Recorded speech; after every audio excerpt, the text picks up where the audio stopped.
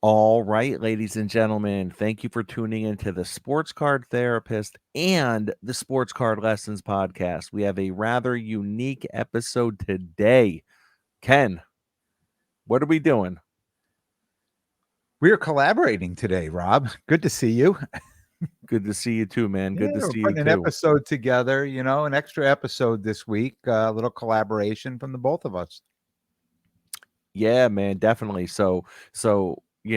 Ken, obviously he's a friend of the show, one of the founding members of the Wolf Pack, and we've talked. He's been on here plenty of times. You were just on here a week or two ago, and so we set up at the Hofstra show this past weekend, but on separate days, and we had a conversation. You called, I set up on Saturday, you set up on Sunday, and you called me on your way home on Sunday from the show, and we ended up talking for about 90 minutes, right? It was like a 90-minute ride. We ended up Yeah, talking it was for the whole 90 way home. minutes. The whole way home. I was like, okay, I'm home. I got to go. Exactly. So, and this is definitely something we do on a regular basis. I mean, we talk daily, right? And it's just kind of to check in, see where we're at, what's going on. Yep. And after we had talked, we had said, man, let me tell you something. I feel like the conversation we had was a rather compelling conversation, and I think it needs to be on the podcast. And I know that since you were just on mine in the last week or so, you had said, listen, Rob, I'm going to get you on in the next week or so. So I pitched the idea to you. I said, dude, what about if we just did an episode and literally aired the same episode on both of our channels? Do you think that would be like, is there anything wrong with that? And you were like, no, let's do it. Yeah, I mean, I think we have a lot of the same listeners, and I think we talk about a lot of the same things. And I think sometimes when you and I talk, I go to my podcast and I talk about certain things, and you go to yours, and I think there's some things kind of left out, probably on both of them, and a lot of that may be just that conversations that we have on these rides, just comparing notes, especially when you're at a show on one day and I'm at that same show the next day. And what are we doing? We're comparing notes. We're talking about, what our sales are, what our observations of the room is, what our feelings are in the hobby, and the direction that it's going, what we think is going to happen, and by who are we, right? We're just a small percentage of people in this hobby, but I think what we see, I think most people see, and I think most people have an idea of the direction of the hobby is going. And we know people who have been in the hobby for many years, and we're talking to them, and they're coming up kind of with the same conclusion as well. Yeah, man. And, I tell you, we are really, really spoiled. Right. I feel like we're really spoiled by being on the East Coast. I feel like when it comes to shows, I know the West Coast has some great shows. I know the South has some great shows. I know the Midwest has some great shows, right? There's great shows all over the world. Canada has some great shows. Yeah. But I tell you, the feedback that I get from most people are, man, you guys don't even know how lucky you are to have those shows on the East Coast because, Yeah. our cup runneth over with shows, right? It's like there's no Mhm. shortage of shows. I can throw a rock and hit a card show any day of the week. And for the most part, when we throw a rock and hit one of those card shows, it's usually a good card show, right? I Yeah. mean, especially since, we got back in the hobby right around the same time, right at the beginning of the pandemic. And when we got back in, and we were both really getting used to the sports card culture and the sports card community. It was bustling.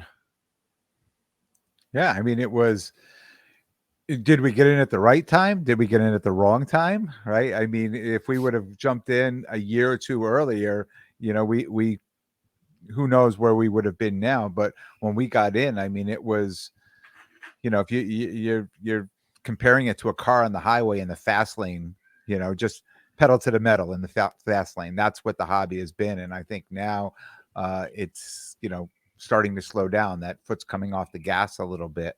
And as we look at it, when you said we were spoiled, I thought you were going to say we were spoiled because we jumped in at a time where, the hobby was just really rocking and rolling. and now we see it starting to slow down. But yeah, you're right. I think we're spoiled as well because of all the shows we have here. I message with people. I have listeners from other states, and they have to wait months to go to a show, right? Unless they want to get on a plane or really travel hours and hours. They look forward. It's a big buildup, kind of like we talked about together. I talked about on my pod when we set up in August at the East Coast National, right? And then we had to wait all the way till October, right? So that was August to October before we did the Springfield show, right? I mean, I was climbing the walls. I was going to every local show I could. I was like, I just want to do a show. I going through my inventory, just like really getting ready for the next show. So I can't imagine if you're living in like Texas or a state that's so large like that you're waiting so long for a show. And if you want to go to a show, you literally have to get on a plane or you need to drive. Yeah. Yeah, man. This was our second time, right, setting up at Hofstra, and typically you and I we set up together. Now, because I have young kids and your kids are all grown, I always end up setting up on Saturday, which is the busiest day. And because I want to pick the busiest day to do it if I'm going to do one day. And usually you're right there with me, right? Yep. And then usually on Sunday Yep. you're set up alone. But this time you actually had plans on Saturday. So you said, you know what, Rob, how about this? How about you set up on Saturday alone and then I'll just set up on Sunday alone because I have plans. Yep. And that was like, okay, great, fine, that works, no problem. I know your plans ended up falling through, which is unfortunate. You could have come Saturday, but it just didn't end up happening. So but we were able to get a full rounded perspective of the Hofstra show. And I could remember when you and we first went to the Hofstra show as spectators. It was about exactly 12 to 13 months ago, right? I think it was 12 months ago. We went there. And like you had said before, that was the first show you actually ever even attended. And I came prepared. Remember, I had my Zion box, I had cards. Yeah. We The were Zion box on wheels.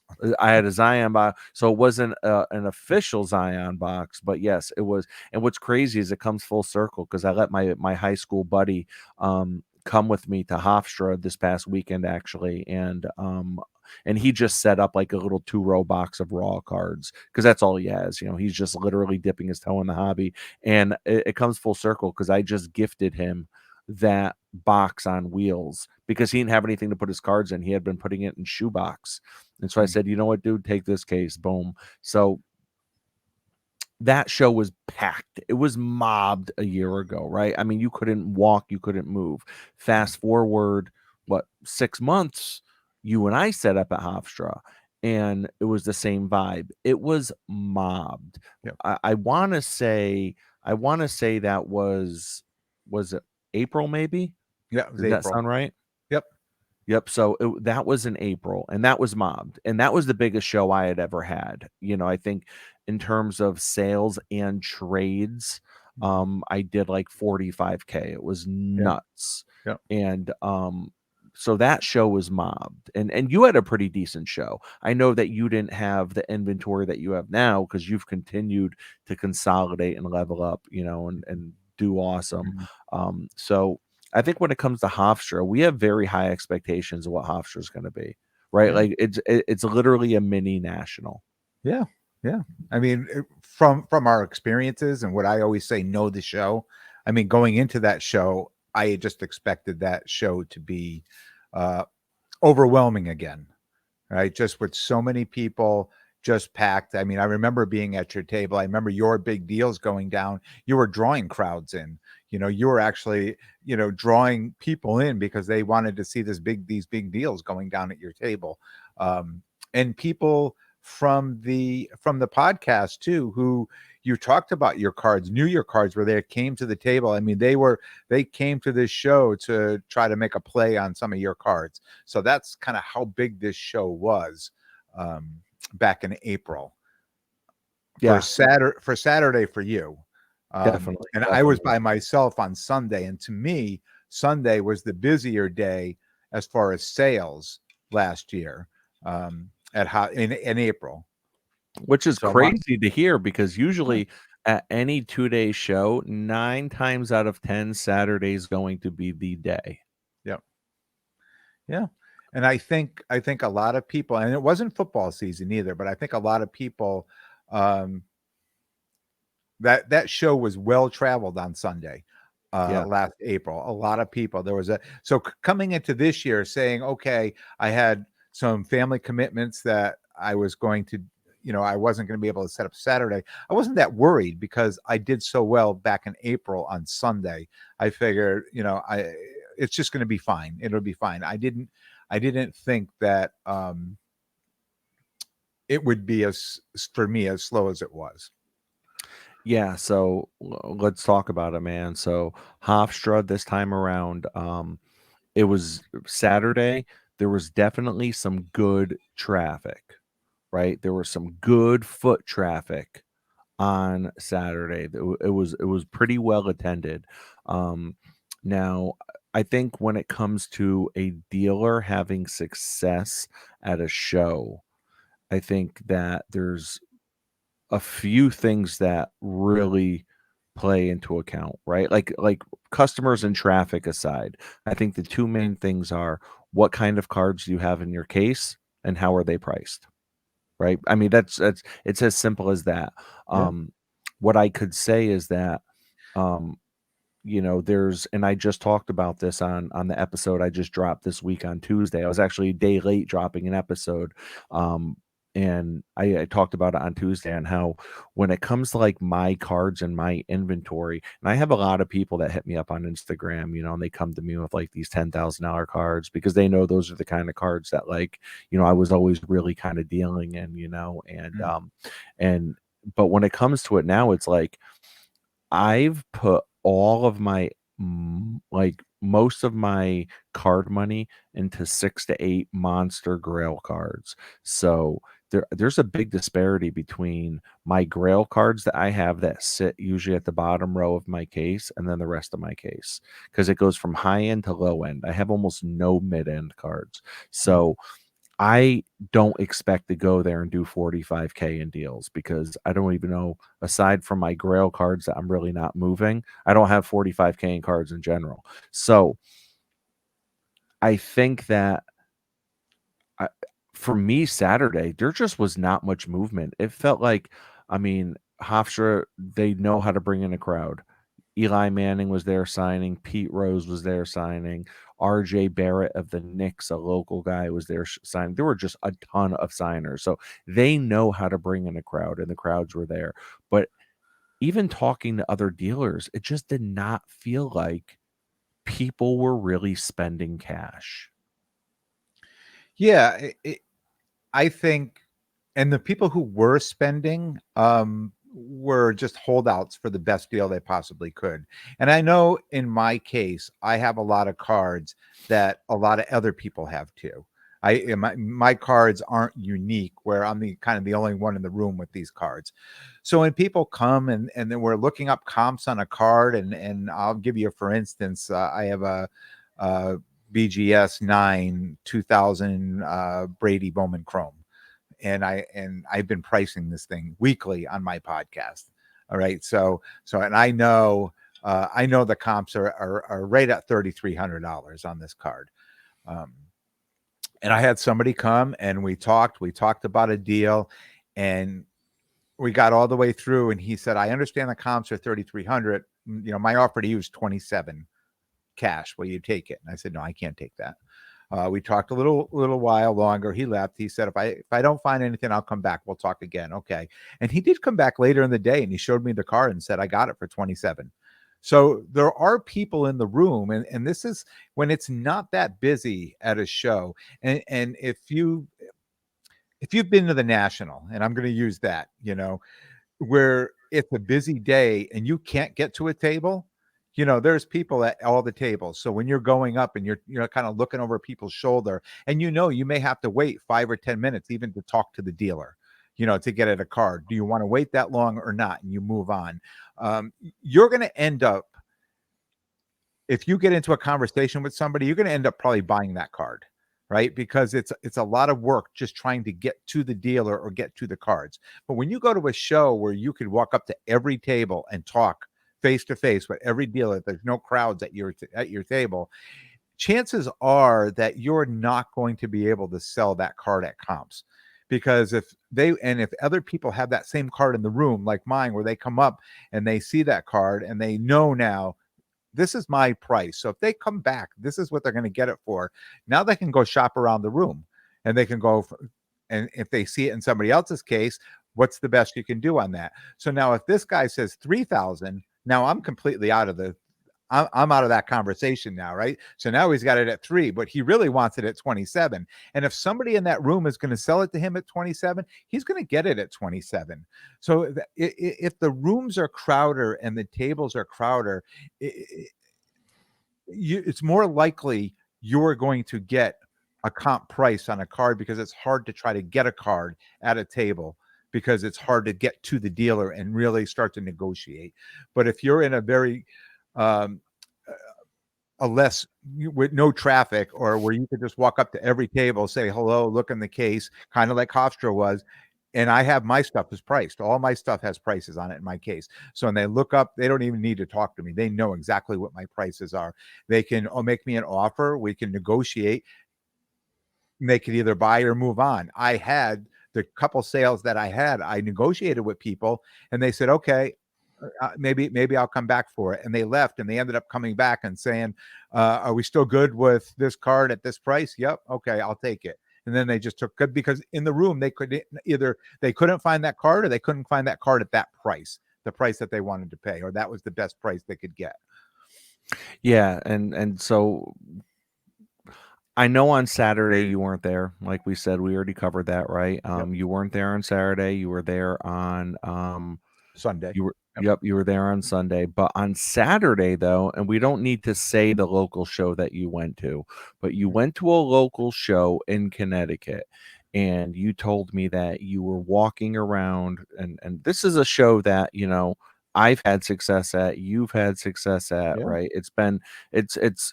I think the reputation of the Yeah. show that you And went it's to is it's a pretty good show. not easy to get a table at that show. Not easy to get a table, right? Yeah. So you ended up going to that show on Saturday. So, Hofstra aside, you went to a local show in Connecticut. Tell me about the vibe, and of that show, and what people were saying at the show, what the dealers were saying. The dealers were disappointed.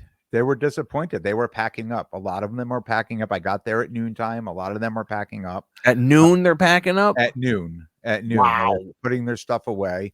Um, you know the when you come to a room, especially a local show, I know a lot of people, and I kind of, to me, in my mind, I always say I know this person, and I know this person has a lot of cards that I'm usually interested in, so I'm going to kind of keep them for last, right? I'm going to go look to see if I see anything new. And I saw that person. By the time I got around to that person, they had their cases out and they had all their cards in their cases. And I said, "What is going on? You already packed up?" And they say, "Yeah, I'm going. I'm leaving." Yeah, it's just, today's been painful. And there were a few tables that were not, there was nobody even set up at those tables. So it was, yeah, it was. I've been to this show many times. I'd set up at this show a few times, and it was the first time I saw it like that. Now, did you say to me earlier that someone actually uttered the phrase, a dealer uttered the phrase to you at that local show, "The hobby is dead"? Yeah. Yes, absolutely. Yeah, Wow. that's what people are thinking. And I am kinda curious, like, because to make that kind of statement, right, that's not anything that I know I wanna promote on the show. I don't believe the hobby's dead at No. all, because you go to a show like Hofstra, and even if there's not a lot of money being spent, because it didn't feel like there was a lot of money being spent at all, really, Mm. at Hofstra. I mean, you could really say, well, we have been in a recession for the last 9 months, so that absolutely makes sense. This place was packed.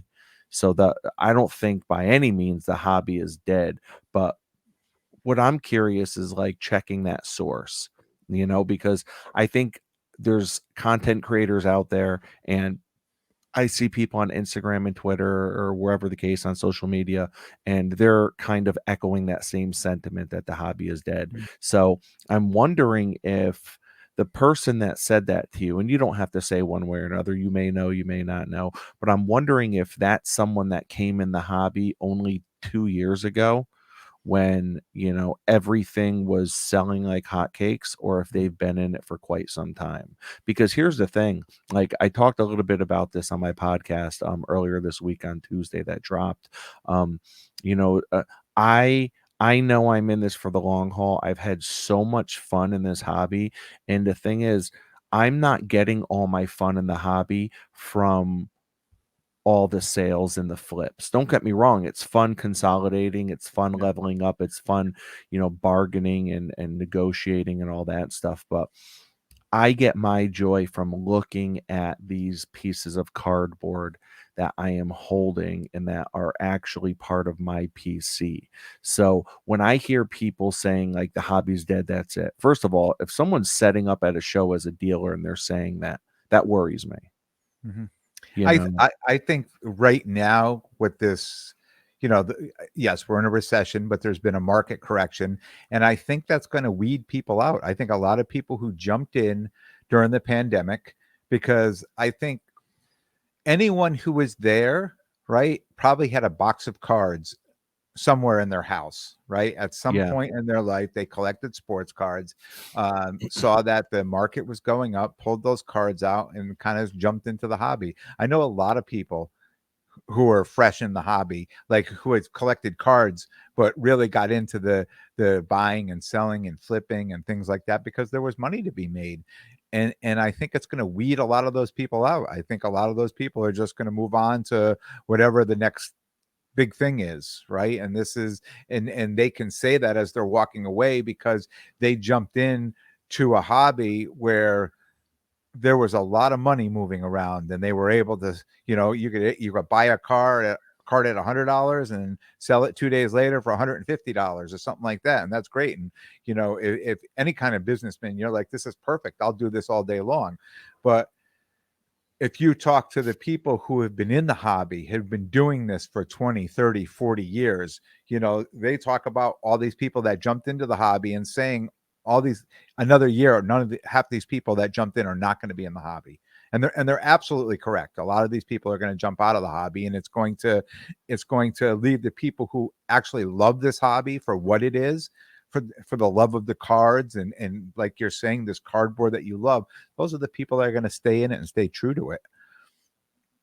Yeah, without a doubt, man. And I actually had a good conversation on Saturday with a kid who I have become friendly with over the course of the last year or two. His name is Josiah, and he on Instagram he goes by South Jersey Sports Cards. He's primarily a soccer guy, but so anyway, so he said, he's talking about how he's got some content ideas in mind, and really his content now consists of doing IG lives every Monday night, right? Which is really cool. But he's got some extracurricular content ideas, and he wanted to run some topics by me. He's like, "What do you think of these topics?" Blah blah blah. And I remember making the statement to him. I said, "Look around this room right now."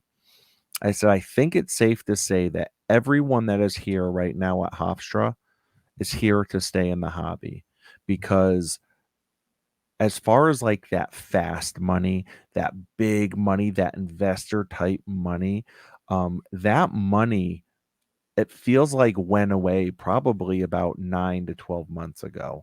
So, I don't think there are many people sticking around, going to shows or setting up at shows that are, um, you know that are getting out. However, on the flip side, you did tell me a story on Sunday about a guy that came and he was like a deal. Was he a dealer? Tell I'm that I'm story. not I'm not sure because I think a lot of that negotiation or that talk happened on Saturday when I wasn't there. Okay. But on Sunday at Hofstra, there was, somebody just had an enormous amount of cards, and they were just pricing every single card, and I kept inquiring what's going on. That's because I thought maybe these cards were for sale. I wanted to grab a handful and start going through as well. When you see a pile of slabs, I mean, I just want to go in and grab 250 and grab it and start going through them, right? So they're like, no, no, no, these guys are doing a deal, and from the story I heard was one guy who was in the hobby, whether he was the dealer or not, wanted out of the hobby, and And somebody he else, made this statement, "I'm getting out of the hobby," and he yep, sold everything at 60%. sold every card in there at 60%, and somebody was there to buy them all cash. Well, let me tell you, if Yeah, anyone wants to get out of the hobby and move their stuff at 60%, I am a buyer. yeah, yeah. Sports card lessons. That's the guy you call. But yeah, so, it's like I think that there's probably, you hear these huge ends of the spectrum, right? On one hand, here I am on Saturday saying, if you're in this room, chances are you are here to stay because the money's basically dried up in the hobby, right? So chances are you're not spending a Saturday at a card show if you're trying to invest. But Well, I think we're but all looking to invest a little bit, right? We're all yeah, kind of but hybrids. if you're in the hobby, the money is really coming last, like it is to me, Yeah. right? I enjoy the chase. I enjoy finding cards that I really like and try to find them at a great deal, right? Sometimes I didn't even know the card I wanted to buy until it showed up at my table and I saw The it. I didn't moment even you know it find out. existed until then, and I'm like, oh my god, I have to have this card, right? And the people that I meet in the hobby, the friends that I meet, like all day I'm talking with people, whether it's messaging on Instagram and Facebook or through YouTube, through my podcast. I'm like, these are all new friends that I'm making in the hobby. I mean, they're just great friends and great people that I'm talking to and Yeah. making deals with. Yeah. Yeah, and I So, tell you, so, I so think I was what just was it? gonna say, I think the money I mean, the money, if you're jumped in here because solely for the money, this is solely a business and you're just here for the money, then they're not gonna be here. They're gonna be gone. They're gonna go figure out what the next thing is to do because I think the money is not gonna be as lucrative as it was during the pandemic. So if it's solely about the money and if you're here for the money, I think they're gonna move on to do something else. But if you're here for the love of the hobby and the people and the things that are happening in the hobby, the shows, and you're going to stick around because I think social media has made this hobby where you can really connect with so many different people and find so many different, if there's a card you're looking for, you can find it. And you know what, man? I mean, I think that's probably a great way to end this episode. I mean, that was phenomenal how you just worded that. Like, if you are in this hobby and your priority is financial gain, um, chances are you'll be gone sooner than later. And if you're in it for the love of the cardboard, if you're in it for the love of the chase, if you're in it for the love of the transaction, all of those things, right? I mean, at the end of the day, it all needs to come back down to the cards. It's all about the cards, whether if you're a content creator, if you're a flipper, if you're a collector, it has to be about the cards, right? Not about the money. The money, yeah, you need money in order to do it, but it's got to be about the cards. Mm. You really have to like what you're doing. You have to, I say like or love what you're doing. You really have to love what you're doing because it's a lot of hours. You're putting a lot of hours into something, and if you don't love doing it, then I would find something new to do because when you go back and I want to say I think it was your wife that made this comment. When it came to the hobby, they said, "Rob, how much are you making an hour in this hobby?" Right? Because of all the time you put into the hobby, Yeah. right? I mean, if you really broke it down, you're probably getting pennies on the hour, right? For the amount Well, of time. yeah, no, my wife's favorite line whenever if I let out like a big exhale or I'm like, "Oh my god, I'm tired." She'll look at me and go, "Boy, they're really working you. How much you getting paid?" And I'm like, "Oh my god." It's just like one of those, Ralph Cramden, bang, zoom to the moon. That's what I want to do. Yeah, that's funny. But But Yeah. yeah, man, listen, Ken, it was awesome doing like our first joint episode like this. This is cool. And hope everyone got enjoyment out of it. I'm sure they did, you know. Mhm. I know I always have a great time talking to you, man. Yeah. It's Yeah. just like another day. Looking forward to doing it again. Absolutely, man. So if you want to reach out to Ken at sportscard_lessons or wherever you find your podcast or YouTube, just search sports card lessons. And Mhm. same thing with me, sports card therapist. And that's about it, man. Any closing words before we wrap up? No, I had a lot of fun doing this, and like I said, I look forward to doing it again soon. Thanks, Rob, Absolutely, guys. So I'll end with my tagline and you could end with yours. Take care of yourself and your collection. and be good to yourselves and everyone around you.